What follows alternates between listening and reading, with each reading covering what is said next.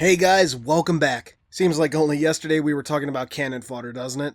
Well, another week has passed, meaning more lore-based goodness, and boy is there a lot to be excited about, so let's dive in. We open with a very welcome treat, a look at the third book to be released later this year from 343, Halo Saint's Testimony. As you can see from the cover art, the book will see the return of the AI Iona, a very unique AI best known for her work with Spartan Team Black in Halo Bloodline. This story, however, is very different from that one, and one that seems to be very unique to Halo. The description for the 80-page digital novel is as follows. The military-grade artificial intelligence known as Iona only has a week to live. After that, the UNSC will legally terminate her 7-year existence in order to stave off the threat of the data corruption phenomenon known as rampancy, a condition that will eventually take hold of her functionality and persona, endangering all those around her. In a last-ditch effort to save herself, Iona has successfully launched an unprecedented legal appeal against her own death sentence, a case being watched not only at the highest levels of human government, but by others with a very different agenda. Well, hot damn, that is an exciting summary. I'm sure you guys are getting a little tired of me geeking out at these descriptions, but I'll be damned if I don't express my true feelings. This is a whole new type of story for Halo, one that asks some pretty big questions about the nature of consciousness and life itself. Is Iona, and for that matter other AI, truly alive, truly conscious? Does she have a right to life? I seriously can't wait to find out where this story goes. And then this mention of another group watching Iona's legal appeal. They supposedly have, quote, a different agenda. But what could that be? And further, who the hell are they? I've seen a couple people put forward the idea that perhaps these others might be the Assembly. Now, if you're unfamiliar, the Assembly was a group of AI that worked from the shadows to guide humanity. To get into their story is a video in and of itself, one I certainly wouldn't mind doing, but isn't exactly fit for today. If you are interested, the Assembly has only ever been featured in the Halo Reach datapads, something akin to Halo 3's terminals. If you want to read their full story, I've left a link to Halopedia in the description below.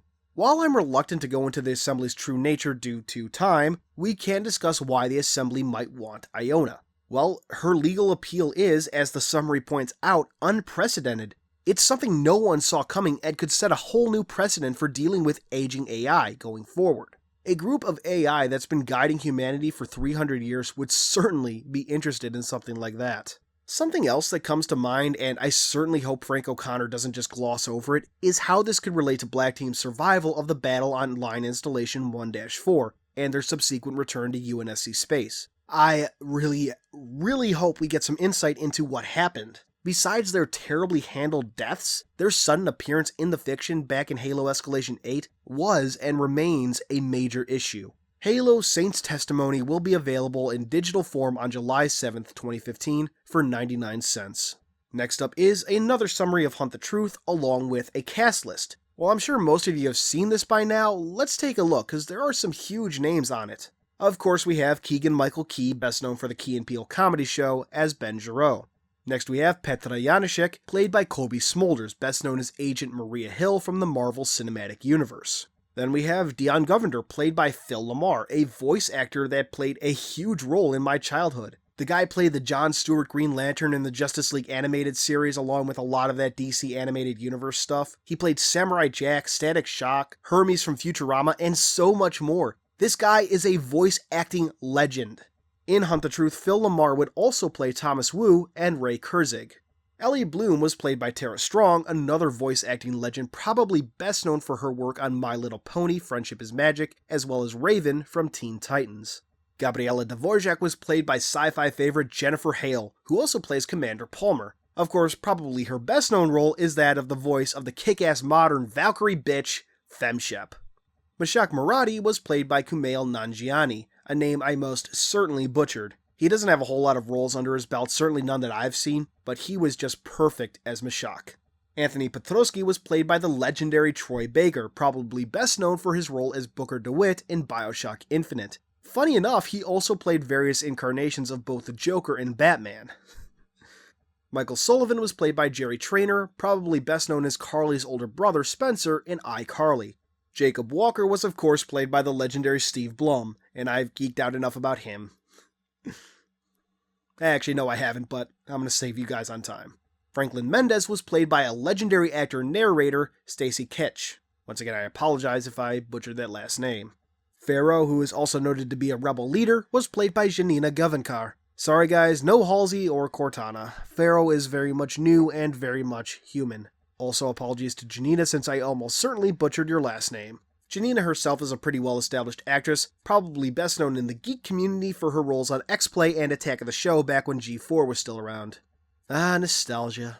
Finally, we have a bit of a surprise and perhaps a hint at what's to come. Playing the role of Katrina, childhood friend to Ellie Bloom and John 117, and a character whose voice we've not yet heard, is Laura Bailey, a voice actress probably best known for her role as Lust in Full Metal Alchemist, although I would certainly go on to call her a legendary voice actress in and of herself, given the large number of big roles she's had. As I said, I find it really interesting that Katrina has a voice actor, given that we've yet to hear her. Seems that may change before Hunt the Truth is over. Next up is another question that was posted on the forums, this one asking about whether or not the Ark had an AI. The short answer is yes, although Grimm's longer answer would seem to indicate that we might learn more about this mysterious AI very soon. I mean, we are going back to the Ark in Halo Hunters in the Dark, so... So that wraps up the main article and brings us to the new universe entries. This week we have Installation 05, or Delta Halo, and the CAS class assault carrier, Shadow of Intent. Starting with Delta Halo, the description isn't all that new, mainly just a summary of what we saw in Halo 2 and a note about Lisbon Station, Delta Halo's Ivanov. What I did find interesting is the note that Lisbon was built at a safe distance from Delta Halo's defenses. Are humans on board truly at risk? Are their status as reclaimers not being recognized by local sentinels? More than likely, with 2401 still MIA, the sentinels are following automated protocols which could put researchers at risk. Moving forward, the real interesting stuff to me at least is the new info on maps that were set on Installation 05. We start out with Ascension, Wargames map set 118-3. As we know, it's part of Delta Halo's communication array. What we didn't know, and this is true of pretty much all the maps on this ring, is where the Wargames information comes from. In a move that I personally find brilliant, almost all the classic maps set on Installation 05 came from scans taken by the UNSC Coral Sea, a corvette that followed Solemn Penance and In Ember Clad after the former had fled Earth. The Coral Sea would spend most of her time hidden from local Covenant forces near Delta Halo, instead scanning the ring world. These scans would account for many of the maps we see in Halo 2 that are set on Delta Halo. So, next up is Backwash Maps set 098-8, set in Delta Halo's primary flood containment facility. Like on Alpha Halo, these facilities are largely established in bogs and swamplands, likely an attempt to obscure the nature of the facility and or deter potential intruders. The final lines of the description bring up the flood outbreak centuries ago on Delta Halo, noting that it's unknown whether the outbreak was due to system error or outside meddling. God knows, it would be a hell of a twist if somebody had actually landed on Delta Halo all those centuries ago and accidentally, or perhaps with intent, freed the flood. Next up we have Beaver Creek, map set 250-5, one of Delta Halo's power generators for its translocation grid. After that we have the classic Coagulation, map set 701-5, and the description here really did bring a smile to my face. Best known to Halo fans as the infamous canyon where Reds and Blues bickered away for 5 years, it seems that in-universe, the location was actually used as a training ground by young warrior servants. Next up, we have Cold Storage, map set 429-2, part of Delta Halo's flood containment and research facilities. When the map was released, we had our first hints at how the flood outbreak began all those centuries ago, as Bungie released logs filed by the site's monitor. It seems that this facility in particular specialized in examining the flood's extremophilic capabilities.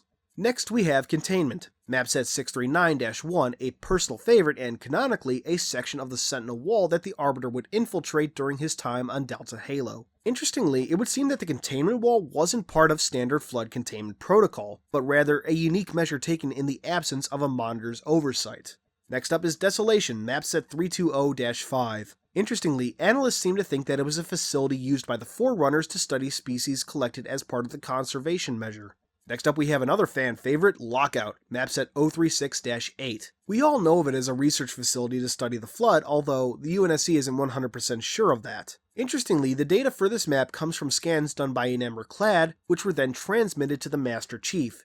Next up is Relic, map set 209-4. You'd think we know all there is to know about it, but you'd be wrong. A surveillance team, Recon 127, deployed from In Ember Clad, was shot down over the site by Covenant forces. While they didn't survive the later ground engagements, they did manage to transmit scans of the location. As it turns out, Relic isn't exactly a monument to Forerunners who fell to the flood, but is in fact a dormant Forerunner vessel that was buried beneath the island. So, that's a twist? But seriously, holy hell, this is a game changer. A freaking ship? What kind of ship could it be? What's its purpose? Why is it buried on Delta Halo? If you recall a while back, it was revealed that the two Forge maps seen in the Halo 5 beta were, canonically, loose recreations of locations on Delta Halo. Between those and the revelations about Relic, I'm inclined to think that we might not be done with this ring world just yet. Next up, we have Remnant Map Set 209-11, a map we discussed last episode. Then we have Sanctuary Map Set 951-7, another favorite from Halo 2. Some analysts have theorized that the site may have been used as shelter for species kept on the ring as part of the conservation measure, though others point out that the site's layout seems to be more ceremonial than practical. Next we have Uplift, Map Set 320-91. It would seem the site is meant to control the direction and movement of the ring world as it orbits Substance, the nearby gas giant and gravity anchor for the ring. Finally, we have Warlock, Map Set 405-2. There's not much to say, it mostly just adding to the mystery of the hundreds of stone ruins littered across Delta Halo. Damn, that was a lot, yet worth every letter. I do so love these updated map descriptions, so a sincere thank you to 343 and Grim for those. We close today with Shadow of Intent, flagship of the Fleet of Retribution during the final days of the Human Covenant War, and Herald of the Swords of Sanghelios. Interestingly, during the Great Schism, the ship was briefly taken over by Jirul Hanai, before Strike Force led by Urtas Vadum took it back. And so, that concludes this episode of Canon Fodder. Before we go, if you haven't heard, you can read the first full chapter of Halo Hunters in the Dark on Amazon, link in the description. It's damn good, and it really has me excited for the book next month. Anyway, that's all for now. Thanks for joining me as always, and I'll see you next time for the next episode of Hunt the Truth. Hey guys, thanks for watching my video. It means more than I can express in a few minutes of audio. If you did like it, please give it a thumbs up, subscribe, share it around on whatever social media you see fit, and all that jazz. Thank you so much. Your support is everything. I would not be where I am without you. Thanks.